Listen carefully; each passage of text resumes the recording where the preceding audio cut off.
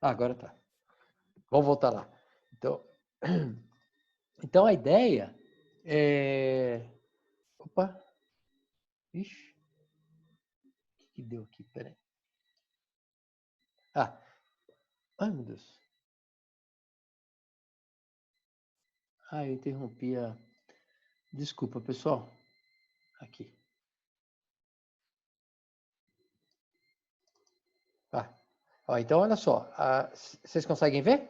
Conseguem, né? Então, olha só. Solicite a uma pessoa de qualquer idade, né? Criança, jovem ou adulto. É importante que, quando você postar, coloque, identifique só a idade da pessoa, né? Mantenha a identidade sob sigilo, né? Para a gente poder até verificar, né, já a variável que a gente está discutindo aqui é a faixa etária, né? Então, e aí, primeiro você pede para alguém desenhar, aí você escolhe uma dupla, né? Não sei se na conta total da turma dá para fazer. Eu prefiro que seja em dupla, né? Se na conta total, não sei se é número par ou ímpar que a gente tem na nossa turma, né? Para ter X duplas que vão aí sim postando e já tentando empreender uma análise, né? É, desses olhares aí que as pessoas têm sobre o cientista, né? Inclusive, no próprio slide que tem aí, olhares sobre a ciência, eu estou pegando um excerto, um trecho, né, do texto do Rubem Alves, que vai discutir um pouco essa ideia caricatural que as pessoas têm sobre ciência, né? E eu acho que vale a pena a gente empreender uma análise sobre isso, né? Já que o nosso instrumental agora, durante esse período, permite isso, né? Então, eu estou deixando, bem à vontade, essa história dos prazos, né? Não quero massacrá-los, eu quero que vocês curtam a atividade, né?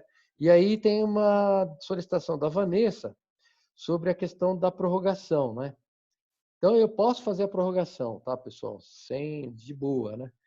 Porque longe de a gente se tornar alunos tarefeiros, né? Que eu acho que você já saiu dessa fase, e longe de professores também ficarem pedindo tarefa por tarefa, né? Isso quer dizer, essa ideia de tarefa, tarefa, tarefa, sem a gente empreender uma reflexão sobre elas, eu não partilho muito dessa ideia. Então, o menos é mais, desde que esse menos seja aprofundado, tá bom?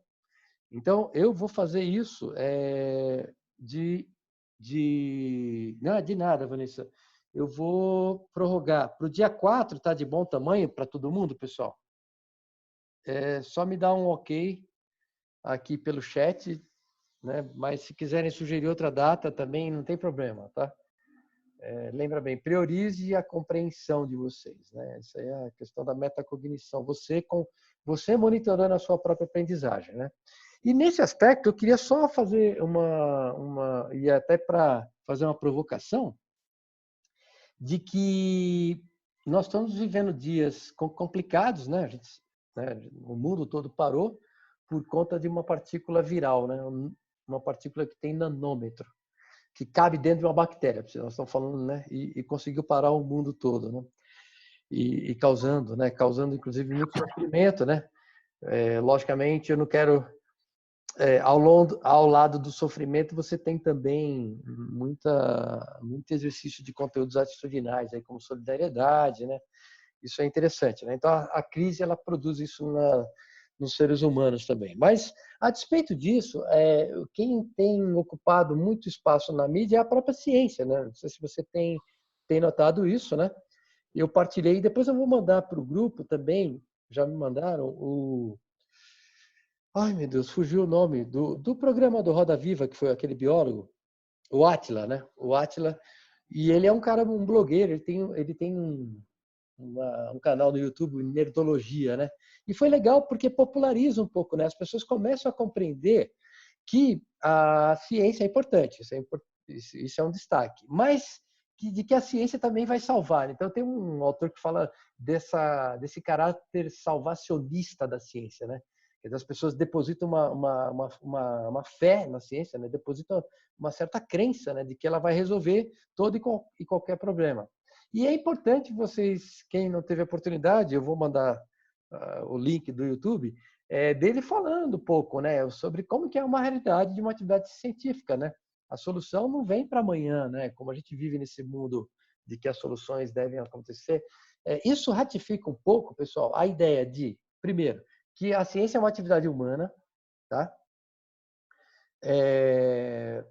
Não tem uma tecla liga e desliga que ela dá uma solução, como alguns acham, né? Que um raio vai cair na cabeça. Lógico, está tendo muita corrida de vários grupos grupos de pesquisas que estão se debruçando sobre não só a vacina, mas sobre um remédio também, né? Aí tem essas questões de se antecipar. Isso também pode dar muito imbróglio ético também, né? Imagina você botar no mercado uma substância que você não tem ainda tanta certeza dos efeitos colaterais e assim por diante, né? Então é importante, eu acho que nós estamos vivendo dias que pelo menos revelam, primeiro popularizam um pouco a ciência, né? Já que ela estava meio esquecida e muito negada, né? Nós estamos vivendo aqui no Brasil, por exemplo, um certo negacionismo da ciência. Isso foi um assunto que a gente já abordou na própria sala de aula, né? Aqueles que acreditam que a Terra é plana e tudo mais, né? Mas por outro lado também coloca a importância que tem a atividade científica e não como a solucionadora de problemas, mas como algo que os países, as nações não podem abrir mão, né? Tá aí o resultado, uma coisa pior do que a guerra, a gente sabe, né? A gente está vivendo dias muito piores que a Segunda Guerra Mundial, né?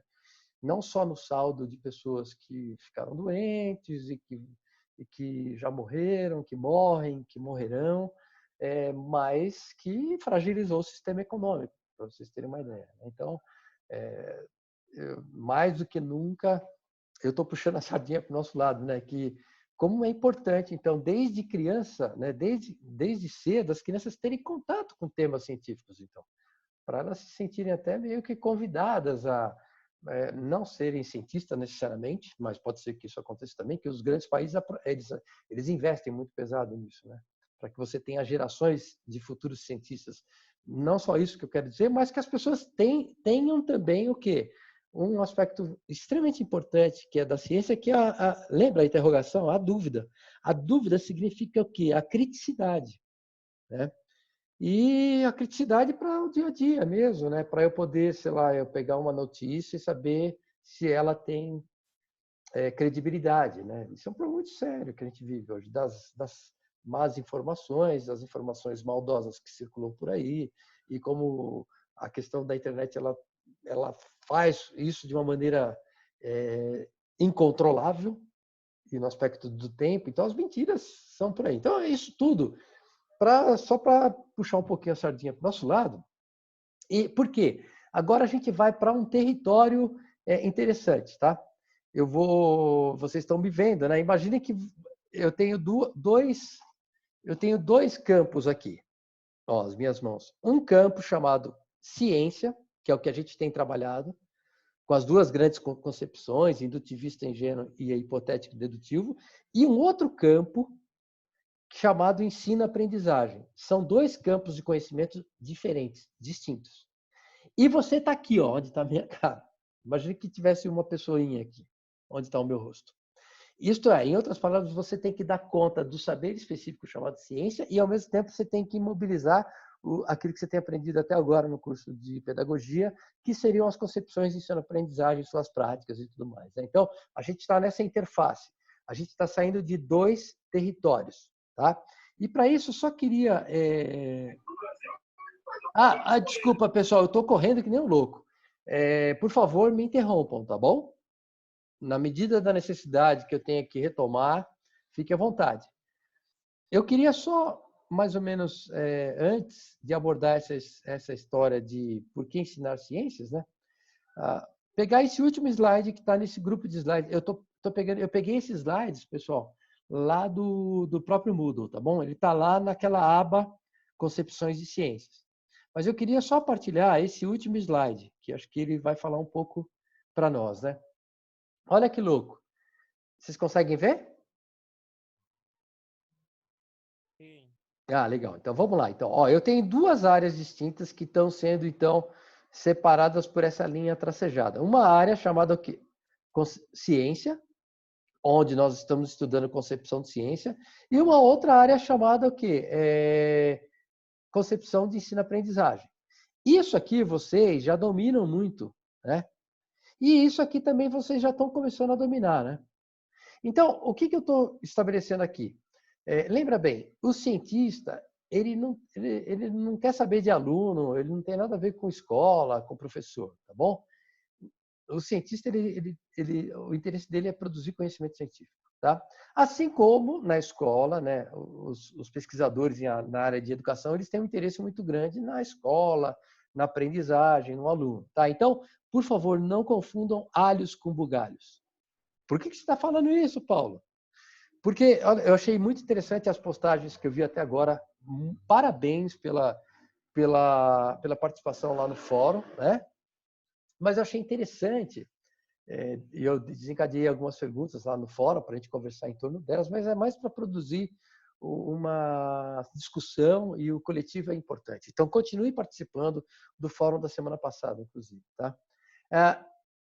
Lembra bem, o indutivismo ingênuo, ele não está querendo saber se o aluno aprende com ou sem um saber prévio, porque o interesse dele não tem nada a ver com escola, entendeu? Então, é importante que a gente faça essa distinção. Uma coisa é ciência, outra coisa é ensino-aprendizagem, educação, tá bom? Não confundam isso. Agora, o que nós vamos fazer, e o slide revela isso para nós, né?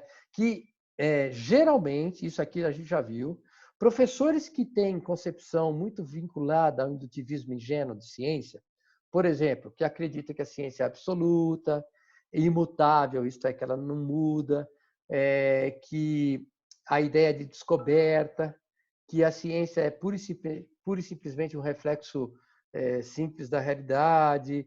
Então, lembra que é um conhecimento superior e assim por diante, né? Ah, legal. Obrigado. Peraí, obrigado não. O que eu tô... Ah, desculpa. Eu estou pensando que alguém postou alguma coisa aqui no nosso WhatsApp. Mas olha só.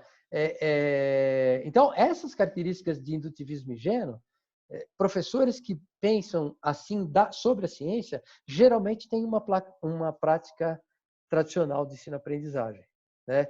Lembra, o que é uma prática tradicional de ensino-aprendizagem? Desconsidera os saberes prévios. Então, lembra bem, o indutivismo ingênuo, ele desconsidera que o cientista ele tem subjetividade, portanto, que ele está descontextualizado, é anistórico, né? Então, pouco interessa o saber prévio dos cientistas no indutivismo ingênuo. Da mesma maneira, aqui, o professor tradicional, ele desconsidera o que o aluno sabe, o que ele traz para a sala de aula, né?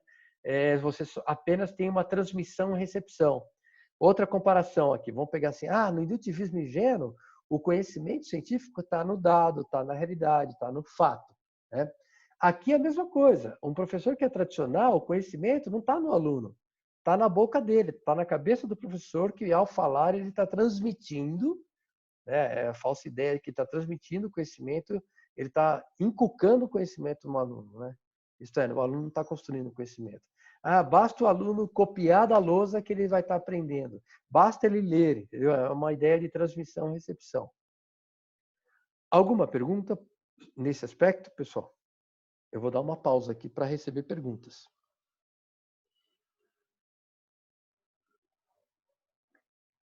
O silêncio significa dizer que eu posso ir adiante. Beleza? Vamos adiante, então. Outra concepção, que é hipotético-dedutivo, tá? Deixa eu te mostrar, então, outras características desse hipotético-dedutivo. Assim, o indutivismo ingênuo, só para recordar, tem essas características aqui, ó. Lembra, a observação é suficiente para um indivíduo explicar os fatos, né? O conhecimento se encontra fora do sujeito, né? E deve ser buscado sem influência das ideias prévias, né? O papel do cientista é simplesmente extrair da natureza os conhecimentos que estão já previamente definidos lá fora dele, né? Vamos ver agora qual é a crítica que a gente faz a essa ciência empírica. Empirismo, ciência empírica é ciência da experiência. Empirismo significa experiência, tá? E ciência empírica ou empirismo é a mesma coisa que o indutivismo ingênuo, são sinônimos, tá bom? Então, não admite que o cientista seja influenciado, isso é uma crítica que faz isso. Não permite nem admite a criatividade do cientista, não considera o cientista como parte de um contexto social, cultural, histórico, e não explica como é possível uma teoria ser substituída por outra, né? Isso aqui a gente tem falado nessas últimas aulas, né? A gente só está repetindo aqui, mas só para ratificar. Então, a perspectiva agora hipotético-dedutivo, ela parte de quê? De que existe um problema. que é alçado a um exercício de situação problemática a ser investigada. Então, para a perspectiva hipotético-dedutivo, para essa concepção de ciência, eles vão dizer o quê? Que a ciência ela vai procurar resposta para questões específicas. Para questões. Né? Então, existem questões que o sujeito, chamado cientista, quer investigar. Tá? Portanto, por isso que é importante fazer a pergunta adequada. Pior do que responder, pessoal, uma pergunta formulá-la. Formular a pergunta não é muito fácil. Tá? E essa pergunta se vai ser passível de observação, de experimentação. Aí, olha só, a observação ela entra em outro patamar aqui. Aí eu vou observar ou vou experimentar se a minha tentativa de responder a esse meu problema, que seria o levantamento de hipótese, se eu vou testar a minha hipótese para ver se ela vai ficar ou não. Aí você tem, então, o experimento, né? Que é o teste o experimento é isso, né? O teste de hipótese, né? Aí, enquanto essa hipótese ela resistir, ela vai estar sendo considerada uma hipótese provisória, tá? Vamos imaginar que essa hipótese... E lembra bem, para fazer tudo isso, para eu problematizar, para eu experimentar e para eu levantar a hipótese, eu já tenho um saber prévio. Por isso que a gente chama que isso aqui se chama o quê? Dedutivo, que eu parto de uma teoria. Lembra aquela inclinação? Enquanto o indutivismo parte do fato para a teoria, o dedutivista ele parte da teoria, já existem o quê? Modelos explicativos, já existe uma ideia prévia. Essa ideia prévia pode ser uma teoria, tá? Que vai me explicar o quê? O fato. A partir desse exercício de problematização, e eu vou testar, aí eu vou levantar, eu vou problematizar, levanto uma hipótese e vou testar, tá bom? E aí vamos lá então.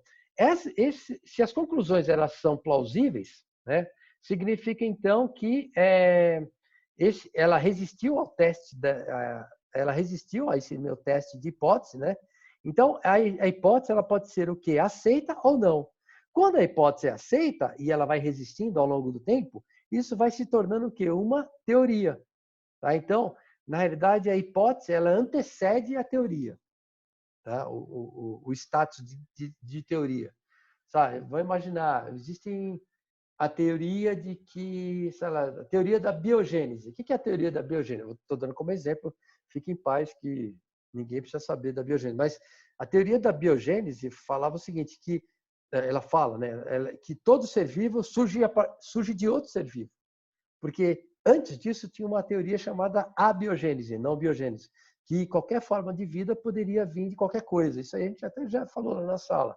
Então, foi substituído então, a teoria biogênese para a teoria abiogênese.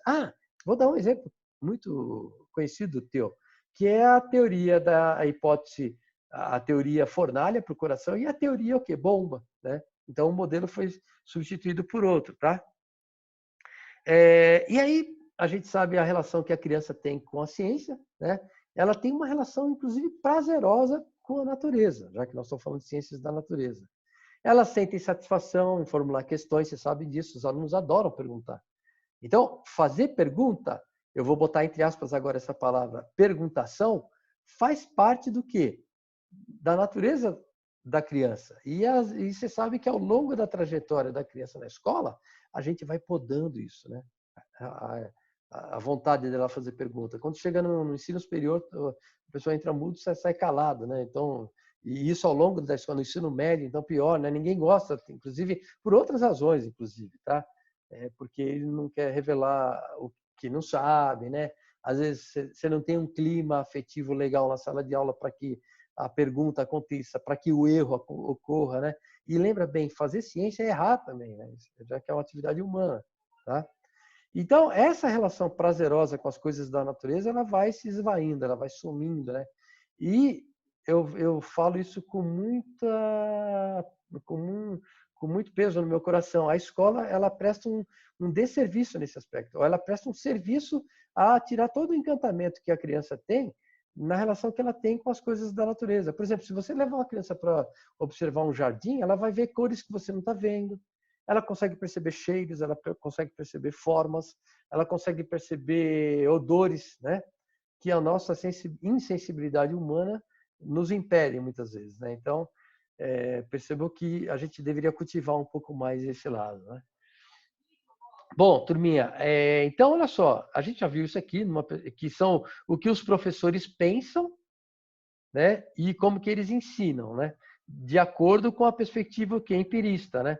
Que na realidade quem resume esses 2 slides é esse último aqui que eu te falei. Então lembra bem, professores que têm uma ideia de que a ciência é dinâmica, que tem a concepção hipotético-dedutiva, geralmente eles vão ter práticas o quê? Construtivistas de ensino-aprendizagem. Você vê que uma coisa tem a ver com outra, mas lembrando novamente dessa linha tracejada. Nós estamos abordando campos o quê? Distintos. Tá bom? Vocês querem... eu vou tirar os slides. Vocês têm alguma dúvida, pessoal? Como é que tá? Só para a gente aparecer agora, eu vou dar uma pausinha para virem as perguntas. Não, professor. Tá muito claro? Tá. Poxa vida. Aí eu vou estar me achando, pessoal, e acho que não é por aí. Só não é nem propaganda, mas vocês conseguiram acessar o último encontro nosso lá pelo YouTube? Deu certo? A aula que eu gravei... legal. Você vê que eu estou virando youtuber agora, hein, pessoal? Se prepara, Deu hein? sim, professor. Que bom. E da mesma maneira, essa aulinha agora, ou esse nosso encontro, eu vou também postar e deixo lá à disposição de vocês, tá bom? O link da aula. E mando pelo grupo. Tudo bem? Agora vamos fazer um brainstorm. Agora vocês podem até, à medida do possível, abrirem os microfones quando vocês forem falar, mas tenta me responder o que vem à sua mente. Tá? Imagine que você está participando de uma reunião de planejamento no início do período letivo numa escola qualquer, tá bom?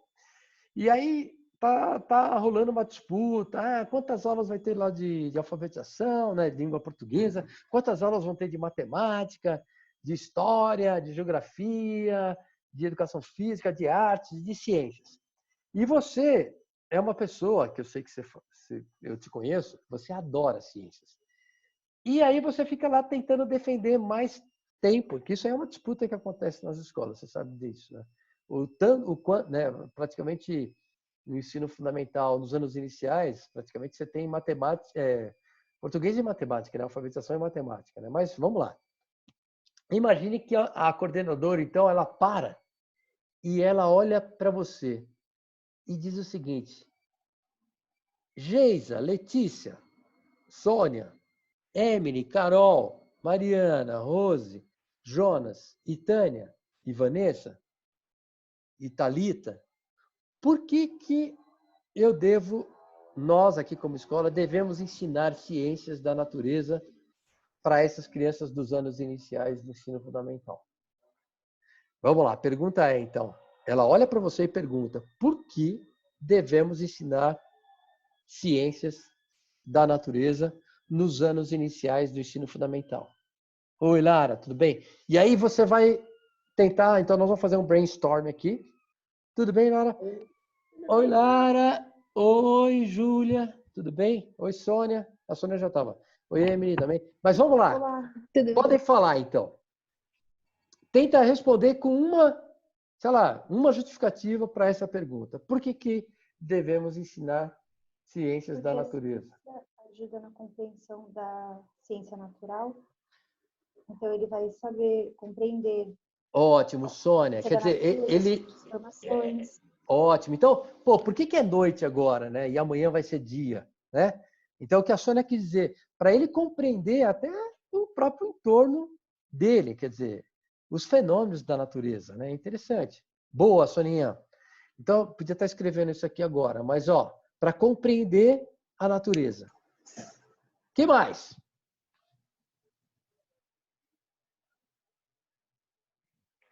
Acho que nessa compreensão, quanto mais ele compreende, entende, ele se torna crítico e reflexivo. Soninha, legal. Então, ele oferece o quê? Criticidade. Né? Lembra, a dúvida é boa, pessoal, ou não? Lembra, a gente só construiu o conhecimento na humanidade porque teve dúvida. Ah, será que é isso mesmo? Será que é isso? Será que eu devo ir para lá ou para cá? Será que eu devo avançar ou devo recuar? Né? Então, lembra bem, ótimo o que a Sônia falou também, que o ensino de ciências ele favorece, então, a, a, a problematização, quer dizer, a própria dúvida, a criticidade. Né? Que mais? Professor, se ele favorece a problematização, então as ciências ajuda, prepara até o aluno para a vida, né? Em que aspecto da vida? Vamos lá, eu vou. Ele resolver os próprios problemas pessoais deles. Porque Me, geralmente me, na me, ciência a gente pensa muito, problematiza muito. Então a gente está acostumando o aluno a pensar também, a problematizar, não só acerca da aula, mas também questões assim da vida dele, né? Tá. Então, me dê um exemplo de uma situação da vida dele que ele pode empreender essa ideia reflexiva e crítica até. E a criança é consumidora, Tânia? Em relação a isso também. Você vê? Parar, pensar, será que eu preciso disso? Será que eu Putz, posso? Será que é importante? caraca, o Zoom já está me falando aqui para encerrar em 10 minutos. Eu tenho usado muito o Zoom, viu, pessoal? E Eita! a minha coisa é free, mas é isso mesmo. Não? Então, olha só. Primeiro, retomando o que a Sônia e a Tânia falaram. Então, para explicar os fenômenos da natureza, né? Para eu... me ajuda, então. Para eu poder empreender uma reflexão crítica sobre o meu entorno. Portanto, essa criticidade, ela me faz com que eu seja um consumidor consciente. Você sabe que grande parte do que circula numa casa, numa casa que tem criança, é determinada pela criança, você sabe disso. Quem tiver mais interesse nisso, é só botar no Google lá, Instituto Alana, eles falam um pouco sobre o consumo infantil. 80% do que circula numa casa, de produtos alimentícios, é solicitação de criança. É muito interessante isso, né? Então, em que medida, por exemplo, a criança pode empreender uma criticidade sobre aquilo que ela bota na boca, que ela come, por exemplo, né? O remédio que eu vou comprar na farmácia, né? E as crianças, elas estão observando o que está circulando. Será que a criançada está atenta ao que está circulando sobre o Covid-19, a Covid-19, né? Uma ideia de que há pessoas que estão morrendo e que tem agora uma corrida da ciência, então, indo atrás de uma tentativa não só de remédio, mas de uma prevenção a partir das vacinas, né? Elas estão atentas a isso, né? Então, a criança, nesse aspecto, ela não é apenas, tudo bem, um cidadão só do futuro, né? Ela é um cidadão o quê? Do presente. Tá? Então, essa ideia, lógico, é a Em ideia de... relação a isso, Diga, Soninha, pode falar. em relação a isso, porque eu particularmente vejo muitos pais em minha volta, né, que fala para os filhos o que está acontecendo, explica, mas também não entra fundo achando que está protegendo o seu filho, entre aspas, sabe? Tipo, não quer fazer comentários ruins porque acha que ele não precisa ouvir. Mas é um certo ponto é muito triste porque o aluno, a criança sempre vai ficar se manter no superficial, né? Sim, Aí ele exatamente. não vai poder se aprofundar. Boa, Soninha. Isso aí vai ser legal, que o semestre que vem, pessoal, a gente vai abordar em Ciências 2 um repertório de conteúdos que eu tenho discutido muito a fundo com o pessoal do quinto, que são os conteúdos atitudinais. Na realidade, existem certos limites que a gente impõe para as crianças, né? E às vezes o mundo adulto quer que as crianças continuem no mundo infantil, entendeu? Isso é perverso, né, que isso faz. Lógico, você vai compreender quer dizer, você tem que entender qual é o nível de compreensão de uma criança, né? Então, quem determina essa afinação de qual é o limite é o adulto, ok? Mas tem muito adulto que quer que a criança ela continue no mundo infantil. Estabelece um limite com um aspecto negativo, né? E não um limite para ela transpor esse limite para ela poder, inclusive, ir buscando autonomia e buscando maturidade, né? Então, mas isso inclusive, é uma outra discussão que depois quando a gente tiver um pouco mais de tempo. Mais adiante a gente vai retomar isso aí com mais profundidade, né? Mas vamos voltar lá. Qual outra justificativa que vocês dariam para essa coordenadora pedagógica? Que a criança conheceu o seu corpo também, como funciona o organismo e como funciona a relação entre os outros seres humanos e tudo mais. Perfeito. Ó, conhecer o corpo hoje, quer dizer, será que o ato de lavar as mãos, que tem, né, que tem sido uma atitude bem divulgada por aí, quer dizer, quais as razões de eu lavar as mãos, né? Então, lembra bem, conhecer não só a natureza extra-humana, mas conhecer a própria natureza humana. Significa dizer, conhecer o seu próprio corpo, né, para que ele tenha atitudes, inclusive atitudes prudentes em relação ao próprio corpo, né? O que eu devo comer, que tipo de comportamento eu tenho que ter em relação ao outro, inclusive. No que se refere, por exemplo, à própria sexualidade, né, ao exercício dessa sexualidade, muitos de vocês pode ser que peguem alunos do 4º, do 5º ano, que estão passando por aquela metamorfose, a puberdade, né, e que o corpo vai se mudando, ele vai sofrendo mudanças, né? Então é interessante isso, né? Em que medida esse conhecimento também, ele não garante, tá, pessoal? Ele não é suficiente, mas ele é necessário para que as pessoas tenham uma relação cuidadosa com o próprio corpo, né? Não só com o corpo estruturalmente falando, mas a funcionalidade do próprio corpo, né? Isso aí também a gente não pode omitir isso para a criança, né? Quer dizer, eu se eu fosse coordenador pedagógico dessa escola, eu já ia estar começando a me convencer que realmente é importante. Mas vejam só, eu não preciso tirar português e matemática para colocar os temas científicos, né? Essa ainda é uma ideia precária de escola, né? Eu posso estar ensinando matemática e ciências ao mesmo tempo. Eu posso estar ensinando alfabetização e ciências ao mesmo tempo, né? E outras áreas do conhecimento também, história, geografia e assim por diante, né? Então, há sempre essa ideia de que, né? Mas vocês estão defendendo muito bem. E eu não quero que o Zoom me corte, né? Mas daqui a pouco ele vai me cortar. Mas eu vou mandar áudios, inclusive, sobre isso. A gente pode mandar áudios lá no nosso grupo também, tá bom? Mas fico com... Eu não sei se alguém de vocês tem um Zoom que se quiser mandar uma... Vocês têm Zoom, vocês podem fazer também.